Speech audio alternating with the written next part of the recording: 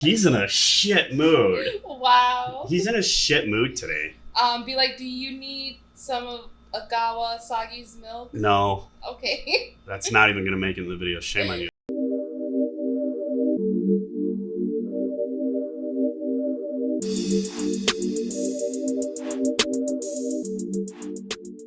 Okay, so I do have a bunch of new artwork that I did for this session. I redid the character sitting at the table, which I use that artwork a lot. I redid the way that the dice are rolled, and I redid a bunch of Kaitlyn's characters. I'm about to show her now. And I also did probably more artwork for this episode in general than I have for any other episode, so I hope you guys like the updates. Now I'm going to go ahead and call Kaitlyn in. Testing. Go ahead and do a sound check. Hello, people. Just talk normal. Oh, hi. Okay. All right, so that's good. Okay. All right, you can come on up.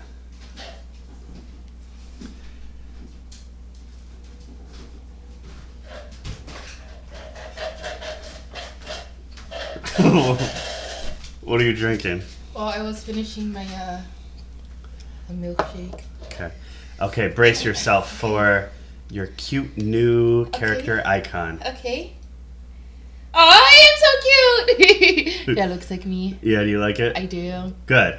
And then I also have one where you're like ponderous, and I'll show you. That's like right there. Yes, I love that one. And you've seen that one? Yes. Of course. So whenever your character's thinking, they do that little thing. Yes. And I'm working on one where you're laughing as well. Good. I like it. It's so cute. All right. Thank you. You're welcome. You're a cutie pie.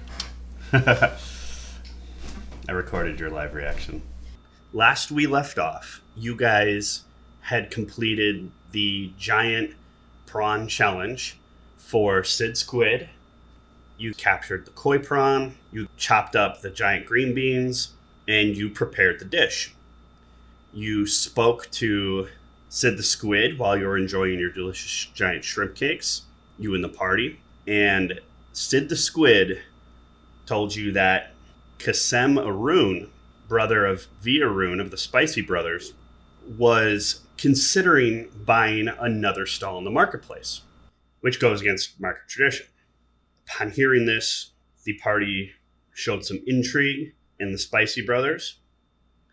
But alas, your feast is interrupted when you hear a buzz of murmurs spread through the event tent, talk spreading among attendees about fruit raining down on the Taino noodle stall from the sky. Is it my turn? Sure. You're just looking at me. I didn't know. You don't have to. You could wait to see what everyone else says. Yeah. I pre-baked it. Let's do theirs first. Homelander's face forms into an annoyed scowl. All right, let's go see what's happening, he says, standing up. I thought you were going to say something. You're just yawning. That's pretty funny. Harry quickly finishes his meal and stands up, looking to Homelander. Fruit raining from the sky? The master dangles another clue, Igawa Asagi says, flipping her hair back and standing quickly. Well, I guess we're going to check out the fruit raining from the sky. What kind of fruit is it? That's what you're going to find out. Oh, okay, let's go. Oh, I was going to say all aboard, but that's like for a train. All aboard! And then it's just like that scene of Harry Potter waving. Yes. Doing that weird, awkward wave. Like, he's never waved in his life. Yes. I know about that. I've never even seen the movie, but I know things. All right, so you guys arrive at Taino Noodle Stall, which is, once again, where this all started. Exactly, where it all started. Very good. Because all I wanted was ramen. You wanted a ramen, and you guys just so happened to start where you would go back many times. Is there a vendor that sells fruit? I don't know. That'd be a good question for the vendors. Okay. But Madame Culp, it's not Madame Culp. That's Madame Culp of Madame Culp Silk. Yeah. I fucked up. So you guys head to Taino Noodles, where Lamai Taino, the gnome proprietor, is cleaning up a mess of orange-like fruit that has pelted her her stall. Any actions you want to commit or thoughts? I would say, what's the name? Tyanmo? Tyanmo. Lamai would be her name. Lamai. Yeah. What happened here? Whose fruits are these? Whose fruits are these? Whose fruits are these? Tell me who owns these fruit.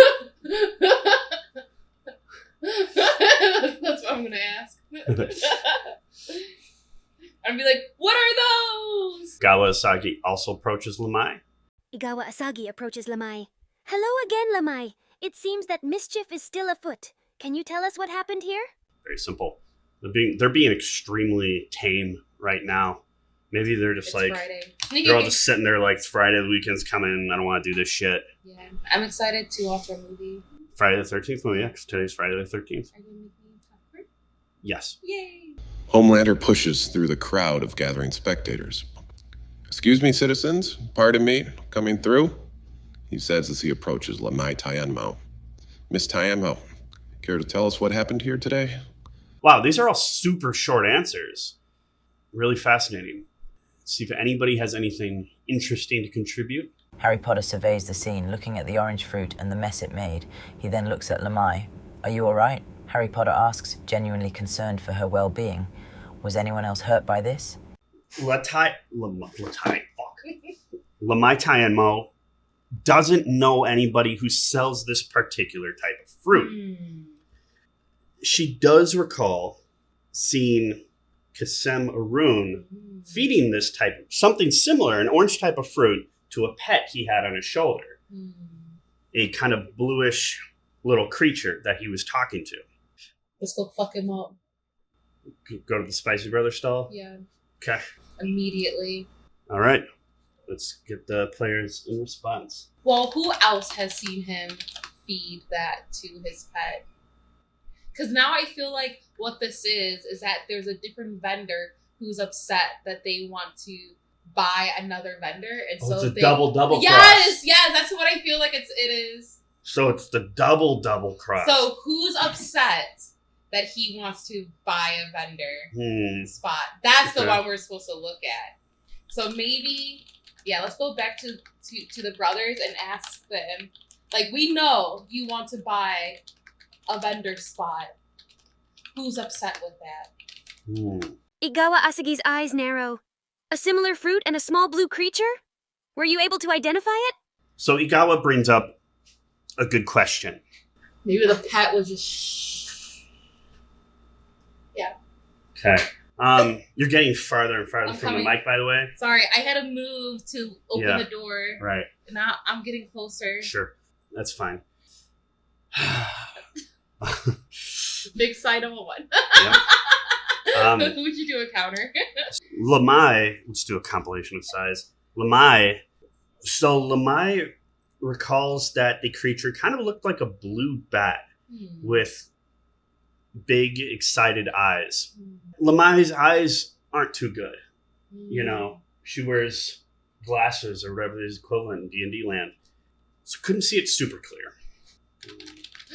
Maybe it's the bat creature that stole the leeks. Right? Isn't that what it started with?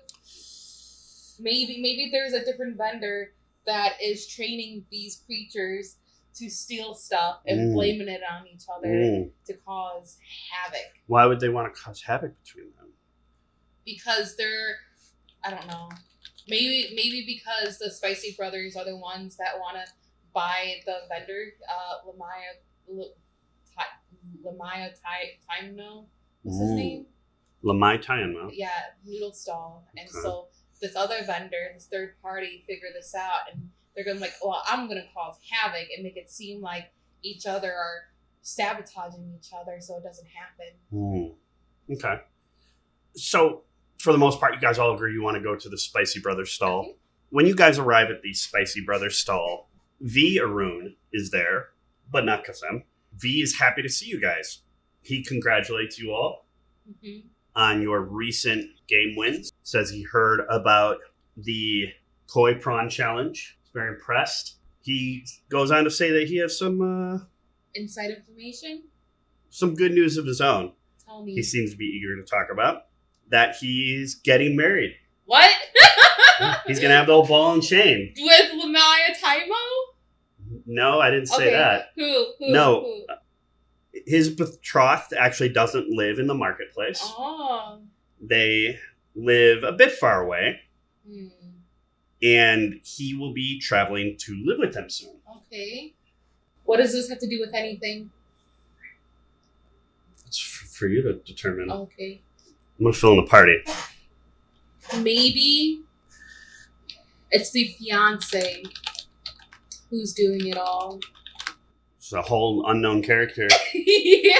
That'd be a shitty thing to do. That's like in a movie when it's like a horror movie, like Friday the 13th, where the killer turns out to be somebody you've never even seen in the movie. Yeah. And it's like, oh, okay, so it's just a person we've never met. Seen. Okay. Never even seen. Well, because I was thinking if the fiance gets him to not travel, so that means he's moving there. Never mind. You have any questions for him before I push this forward? My question for him is, why did you disclose this information if it has nothing to do with the mystery afoot? The mystery afoot? Yeah, the vandalism. Oh, I forgot you guys were working on that one. V says, scratching his chin. I was like, wait. I thought you were acting like yourself. I'm like, what do you mean you forgot? Totally forget. I'm reading the wrong script. Okay, yeah. V scratches his chin and says, oh, yes. The vandalism. Lots of trouble going on around here. Have you guys gotten any leads on it? He seems suspicious. You saying that to me or to the party or to him? You just say it out loud. I'm just saying it out like loud. A Scooby-Doo character. I'll say it to the group because they're the ones who told us about it and how it was like a problem. So how did you forget? They weren't the ones who told you about it. Oh. It was Tianmo. It was Lamai Tianmo and Kusa Zongun who hired you guys. Yes. Kusa Zagoon. I forgot about that one. Okay. Never mind. I'm retracting my statement. Okay. I guess I'll say yes. We understood to what's his name? Maroon? Oh my god, what's his name? Who? One of the brothers. Their last name is Maroon. You're looking for hold on, you're not V and Kasem. Harry Potter nods at Lamai's information. Interesting. We'll speak with Kasem again, and this time we'll be more thorough in our questioning. On Khaisma Aiseloso, which one is gonna fall? What the fuck was that? What is that? What the fuck is that? Homelander smiles politely. Congratulations, Vi. That is wonderful news. But we were hoping to speak with Kasem about an issue. V states that unfortunately Kasem is out on their usual supply pickup. He notes that it seems to have been taking Kasem a bit longer and is coming back with even more boxes, despite V not recalling ordering more supplies. Though, V says excitedly, while you all wait, why don't you participate in our market game? We would love to have a group of champions such as yourself complete. I'm sure it'll be no problem. Okay, so we will do that. So let me go ahead and explain the game to you after I get everyone's responses. Maybe, I don't know. Seems suspicious. The boxes. Might be a clue. I think it is a clue. How do we go about... Do I ask V what's in the boxes? You could. You could just be up front and be like, what's in the box? What's in the box? Will he tell me? I don't know. Okay. You could always run an insight check to determine whether or not the person is telling the truth after they tell you. Yeah, let's do that. Okay. Well, I want to ask him what's in the box, and after he tells me, then roll it. Let's see. Homelander has a +5 in insight. Let's just check all our characters. Homelander has +5. Harry Potter has +2. I mean, Homelander can like read people's heartbeats and stuff. So oddly enough, that makes sense. Like he Yes. can like check their sweating. Igawa has +0. For a spy though, that's weird. She doesn't care if people are telling the truth. She has good investigation. Oh. And you have +3. So Homelander has the best, which Yes. makes sense because he Yes. can like literally read a person's pulse. But let's get everyone's response really quick. Harry Potter rubs the back of his neck, feeling a bit guilty for interrupting Via Rune's special moment with the wedding announcement. Is the game of importance, or should we wait for Kasim to return? He questions out loud, looking to his team. Fair enough. Homelander smiles politely. Congratulations, V, he says distractedly. Anyways, we need to speak to Kasem. Why was he distracted? He's bored. Oh, okay. Perhaps you could direct us to where Kasim gathers his supplies, Igawa Asagi suggests, her gaze steady. So, we're gonna do what I want, and that is to question via Rune and ask what were in the boxes. And after he tells us, if it's an answer we do not like, we're gonna have Homelander. Do an insight check. Yeah. I would have him do that anyways. And then we will do the game, because that sounds like fun. Okay. Yeah. I like it. The extra boxes, V says, his eyebrows raised. Well, Kasem does most of the supply and logistics, and I run the marketing and sales. Though I did take a look in the boxes when I dragged them out for pickup. It was just hay in there. Smelled a bit fruity inside. Could be for some new peppers, I suppose, but I haven't seen any new peppers in any of our dishes. Fruity, you say? Let me look inside the box. We drag the boxes out usually about twice a week, and they get picked up by somebody who then recycles and reuses the boxes after cleaning them out.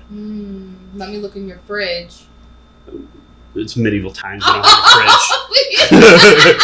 This is a medieval era story. We do fresh produce here.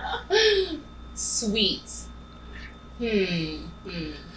We're gonna have Homelander run an insight check. Yeah. Rolled a 17. Nice. Plus his 5, which is 23. Look at That's a this. really nice roll. That's pretty good. Homelander reads V's perspiration, his heart rate, his pulse. He looks at the dilation of his eyes. As far as he can tell, V's being honest about what he's talking about. Okay.